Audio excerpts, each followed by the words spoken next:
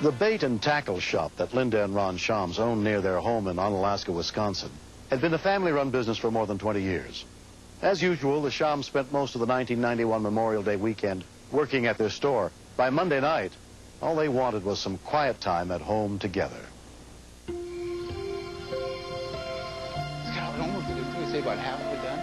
They had been experiencing a series of robberies at the shop, which was located just across the tracks from their house. Since they had installed an alarm system a few weeks earlier, there had only been one attempt. We felt violated with the break-ins. We'd worked so hard, had been here for so many years, and had never experienced this kind of attack, I guess you'd call it, personally, on the business. That center will now have to look for different jobs, even though the number of patients is staying the same pace. The alarm woke us both up, probably 12:15. Of course, Ron was up and going the minute the alarm was off. I said, Ron, wait, let's call the police. He goes, I'm going to go down there. You don't have a gun or anything? And maybe I can catch the guy.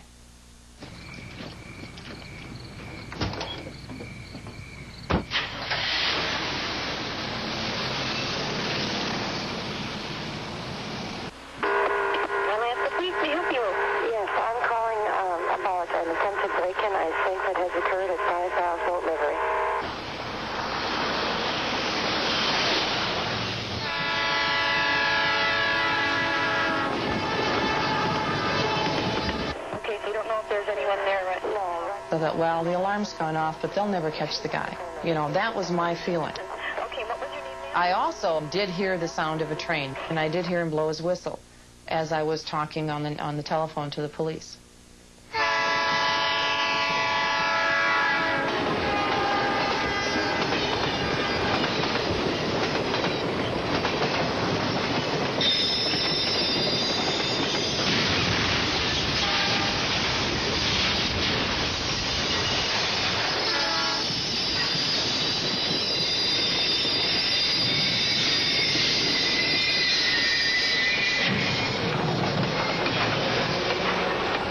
While workers on the train ran to try to help any victims, the conductor, Bill Varnum, called 911 to report the accident. 911 emergency? The guy was just empty pit in my stomach right away. I didn't know how many people were in it or anything.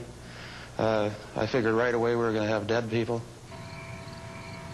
I went out on the deck to see why hasn't the alarm stopped. I thought for sure Ron would have gotten down there and turned off the noise.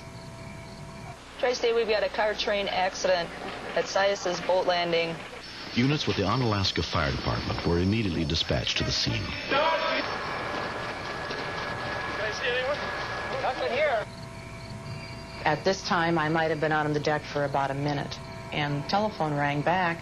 And the 911 dispatch center is calling me to find out, did I know anything about the emergency call that was placed at the same time mine was, the call that reported a vehicle-train collision at the same location. Oh, my God. I know in my heart it's Ron. He was the only vehicle that would have been at that location at that time. Down here! Under here! Under here! Ron was found pinned underneath the flatbed of the pickup truck. Any other people with you? Onalaska police officer David Hawk was responding to the reported burglary at the bait shop when he came upon the wreckage of the pickup. It was even hard to identify what it was because it was just a piece of metal with wheels attached. You by yourself? I was looking for not much of a person left. Someone from near the truck yelled, "Keep her away from here." I thought, he's in pieces. How do you get out of a truck that's been hit by a train without being in pieces? I became some other person because I couldn't deal with it, possibly because my whole life seemed to have just stopped. Within 2 minutes, rescue units arrived, including first responder paramedic Bruce Solberg. I heard someone underneath the truck screaming, "Get me out of here," in a panic. And he told me his name was Ron Shams, at which point I identified myself as Bruce because I've known Ron for 20 years. Hey, I'm going under. Get me out of here. Ron! what I surmised was that he must have been squeezed through that little opening in the back window, because that would be the only way he would end up where he was. Just relax, buddy. We're going to get you out of here. We got the ambulance coming, okay? His panic level is at about 110%, understandable, because he has no clue what happened. He just knows that he's bleeding and hurting. Paramedic Dave Blocker also went under the truck to help Ron. Buddy, I need oxygen also. On further palpation of the right side of the chest, you could feel that the ribs weren't where they're supposed to be. That indicates we've got a critical situation because his lungs are going to collapse. We knew we had to get the pickup up off of him so that we could slide him underneath. Someone said it's going to be about another 20 minutes to get things established so that they can move the truck up off of him. But we needed to get him out of there now. In the meantime, they were outside trying to figure out how to get this pickup truck off us, which in itself was going to be darn near impossible because they thought they would kill us if the truck shifted.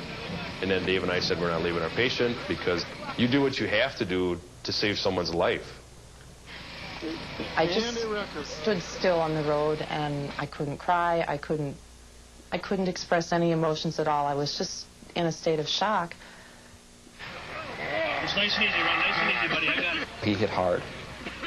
When we log rolled him onto his right side, the impact that he made created a 2 to 3 inch indentation into the ground. It was another indicator of the seriousness of his situation. Dave and I put him on a longboard and figured that we didn't have a whole lot of time left before we lost both lungs totally. And then we were really in big trouble. Get you out of here. How's your His right lung has now collapsed. I have nothing. At that point, I turned to Dave Blocker and said, we've got to go now. So I positioned myself underneath the bed of the truck and up against the tailgate, straightened out my legs, lifted up the truck enough so that he could go out underneath the bed and through the opening that we crawled through. We gave Ron about a 5% chance of survival due to the fact that both his lungs had collapsed and that he had gone through the trauma he had gone through. We anticipated reading his obituary within the next couple days. I didn't see how my world as I know it now could go on without Ron. I see our life as so much together that without him, I would have to, I don't know, move, change everything because it just would seem so empty. Ron Shams suffered 18 broken ribs, 2 punctured lungs, cracked vertebrae, and a shattered shoulder blade.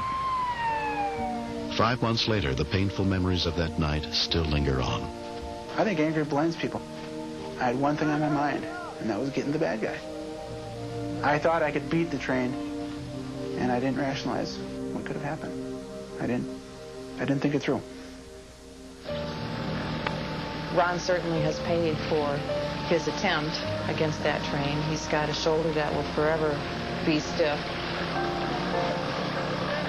I don't know to this day how Ron was able to survive the train accident.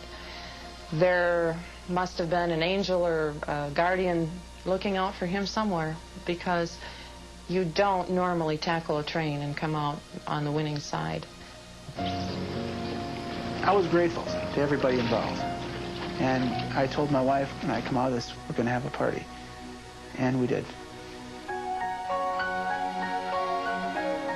With the damage to his vehicle, the injuries he incurred, we should have been going to his funeral instead of him throwing a thank you party. I think to a certain extent I look at everything with different eyes. You know, it could have been over so quick. And I've been given a second chance, as it were, to take a second look at yourself, take a second look at everything around you. Yeah. Oh, that's what get warmed up. Next. There were a lot of snowmobiles out on the ice. There was people everywhere. There was no reason to think that the ice wasn't safe.